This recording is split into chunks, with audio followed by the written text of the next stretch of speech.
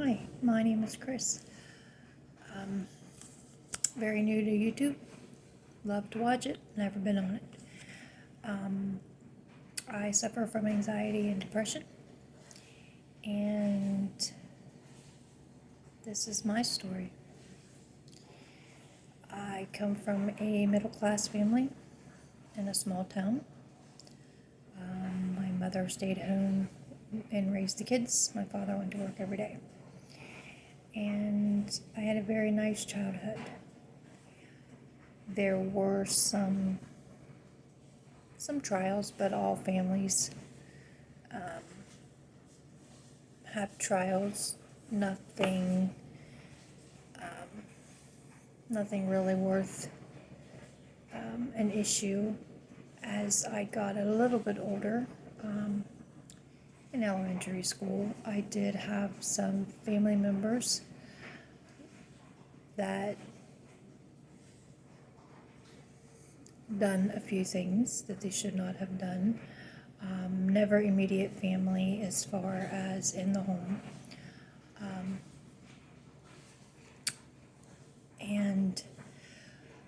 But all that said, my childhood was great. If I could change anything, it would just be the issues with the family members that occurred early on. Other than that, I wouldn't change anything. I had good friends growing up, close neighbors. We all hung out. We done, kid things.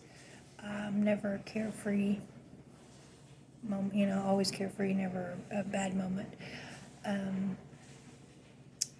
I was always out on my bike and riding around and hanging with friends and running around the neighborhood, and very outgoing girl. As I got older, and I still liked hanging with friends, but I didn't really have as many of them once I got into junior high and high school, outside of school itself. Now at school I had some friends, but once I was home, I mainly just stayed in my room and read books. So I guess looking back, that's when my isolation started, my self-isolation. My mom always tried to get us involved in things. We were in Girl Scouts, 4-H, things like that.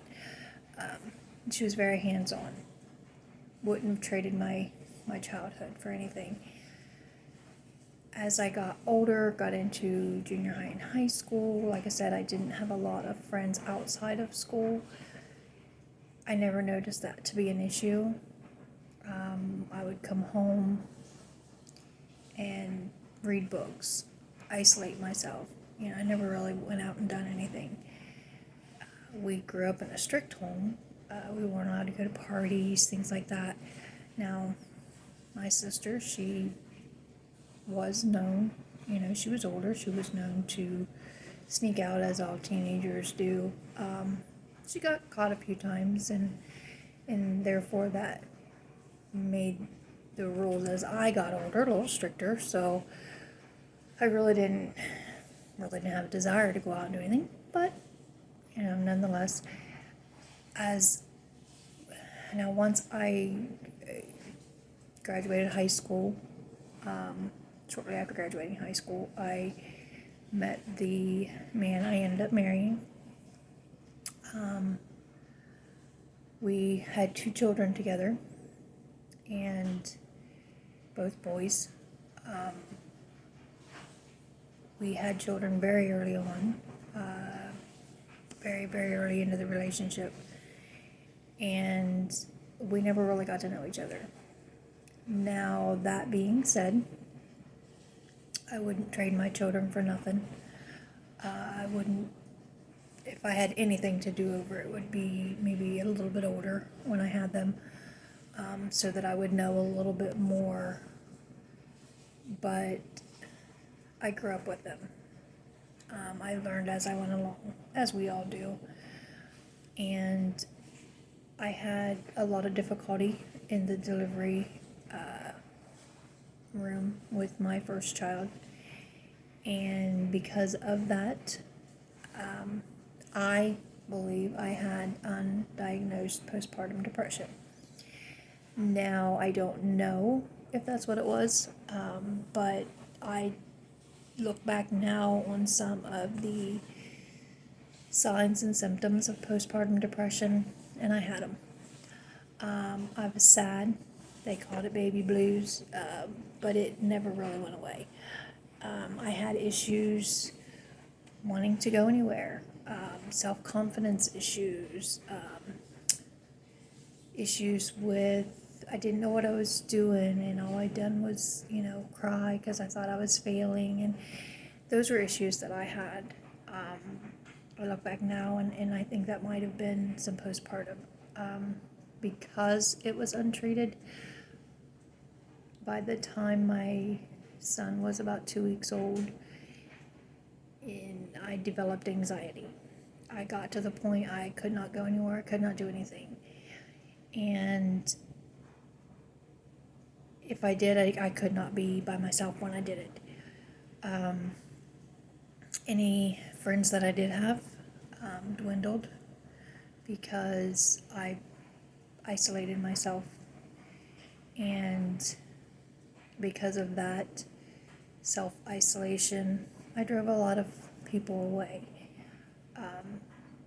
I did not do as much with my children while they were growing up as my parent or my mom done with me growing up. I done the whole, bake with your kids and play with your kids at home and all that, but I never really took them very many places, just out of fear. And we didn't go on family vacations. We didn't. We took a day trip to an amusement park, and it's when I was pregnant with my second child, and that was the only time I ever left our town since I had been with my children's father. Now, they have gone on trips with their father or their grandparents or whatever, but I have not went with them. Anxiety has caused me issues with attending different things at the children's schools, such as kindergarten graduation, 6th grade graduation, high school graduation. I attended them, but from the doorway. That's how I coped with the crowds.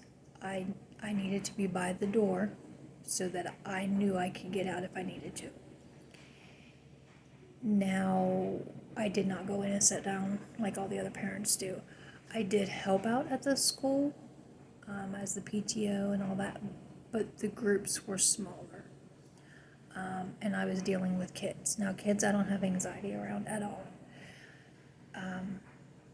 But you bring in the adults, and that's where my anxiety starts. And I don't know if that's insecurities, I don't know what that is, but I'm working on that part. But I did help out. I did go on one field trip when my oldest child was in kindergarten. He had the dearest of teachers, and I explained my situation to her, and she kept giving me little jobs throughout the field trip to keep me occupied, to keep my mind from, because she could see I was starting to get anxious. But it turned out to be a great trip. Now, by the time my second one was in kindergarten, he had the same teacher, and she was great, but my anxiety was worse by then, and I was not able to go on any of the field trips with them.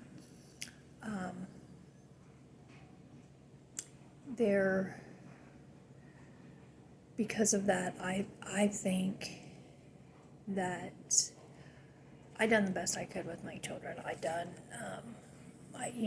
made sure that, I made sure they had food. I made sure they had their baths and their homework and all that stuff. But I feel now, looking back, that my kids as adults feel they were neglected, that they were gypped out of a childhood with a fun-loving, carefree mom. They were never neglected in a sense of abuse, and they had a good childhood and never had any issues. But as they got older, they began to realize, and I seen a change in them. I chalked it up to hormones. Kids will be kids. And I always let their friends come over and hang out. Never let them go to their friends' house. My way of them, I guess at the time, it was my way of keeping them safe. But looking back, I feel that it was more of a, if they're here, I know they're not going to get hurt, and I'm not going to have to leave the house. And that wasn't fair to them. And I regret that. I can't go back, but I regret that. And I wish I was able to do more things with my children as they were growing up. I gave them as many memories as I could. I know it was not like I was brought up. I was able to just run around carefree in the neighborhood, be back by the pool lights. I know that the generation I grew up in was much different and much safer than the generation that they grew up in. But I do realize, looking back, that my insecurities caused them to feel like I could have done more. And I could have. But I didn't know how to deal with anything. I had not yet started medications or anything. As my oldest one became a teenager, that's when I finally reached out to my doctor and told him what I had been going through. Due to the struggles that I had or have while my children were growing up, there is a distance between us. Now I know that my youngest one, how I have dealt with things has definitely hurt him. And I can see the pain in his eyes. We do not have a close relationship. I don't see him very much at all. But I am working on that. My oldest one, we have a close relationship. I think he's always worried about me, and I think some of my anxieties and fears have rubbed off onto him, and I do not like that. But I have even started to pull away from him within the last couple of months. And I don't know if that's isolation on my part or the fact that, he is starting a new relationship with someone who has children. And I'm kind of letting them do their thing. I don't want to interfere. But I do see them a good bit more than I do my youngest. And I do not see my grandchildren that much at all. But again, that relationship I am working on. And I completely understand the reasoning behind the distance. Now, with that being said, I do still suffer from my anxieties. My anxiety has come between has more or less destroyed my marriage. It has been a tough road. I do feel responsible for all of it. My anxiety has caused overthinking. It has caused overreacting, lack of interest, lack of motivation, resentment, jealousy, and just blaming them for everything. Now, I'm not saying there were no issues, no faults on the other person's part, but everything combined has led to divorce. Now, I'm not quite a year out on the divorce, and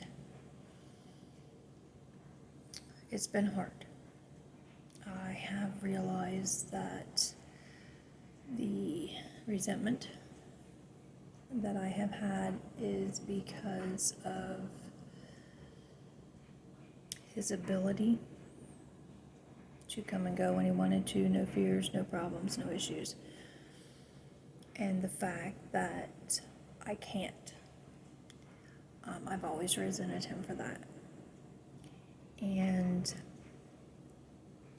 the jealousy is because he has friends and I don't. Now, I feel my anxiety has caused a lot of those issues. Maybe it's just my personality. I don't know. I'm working through all of that. But I am trying to deal with them. The struggles are hard. The day-to-day is hard. My anxiety has gotten to a point where depression has now kicked in. I have days where I cannot get out of bed. I have a lot of days I don't want to clean. I have to force myself to do the basics, get up in the morning, get a shower, brush your teeth, brush your hair, get dressed, go to work. I have to force myself for all of that. For a lot of people, it comes natural. Or should I say, most people, it comes natural. It should come natural. But my anxieties are worse in the morning. I wake up with it daily. And I have learned some of the triggers, and I am trying to get through those and work through those. But you just have to keep trying.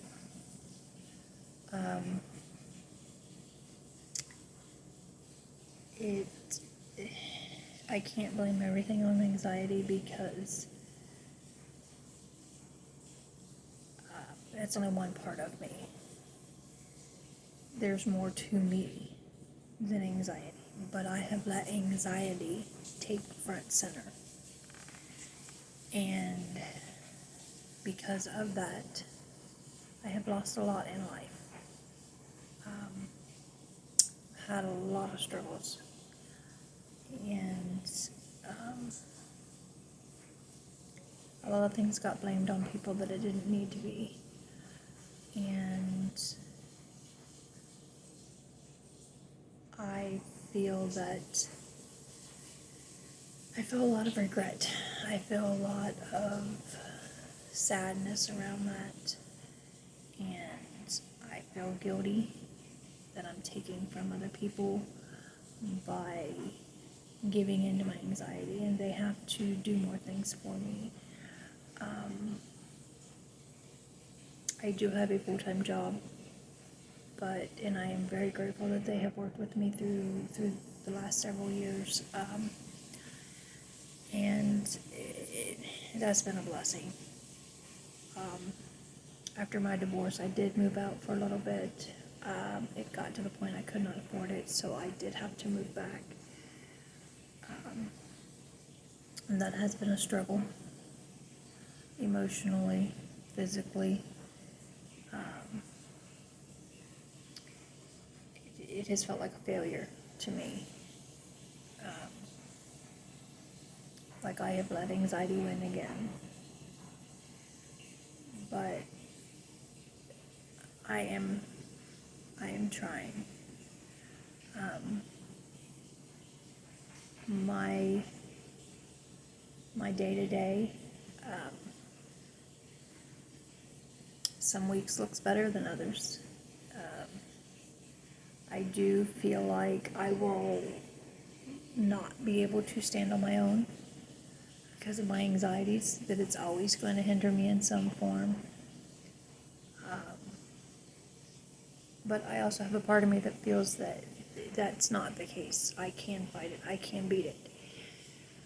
I'm not to that point yet. And that's where this starts. I'm trying to make a change. Trying to help others understand they're not alone. Anxiety, depression, mental health, it is real. People may say, oh no, you're crazy, or it's your all imagination, or just get over it. It's real. Reach out, it's real. If something doesn't feel right, it's probably not. You need to seek help.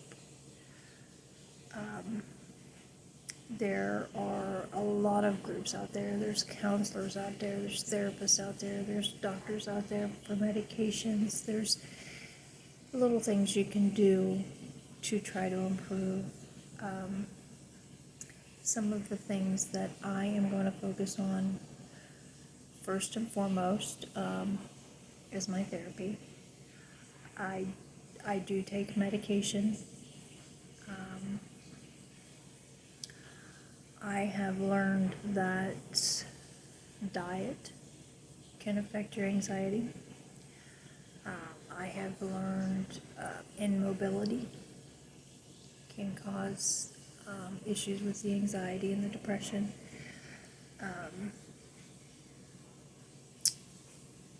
It can also, if things around you are too stressed, chaotic, overwhelming, those can all affect it. So I've never really been a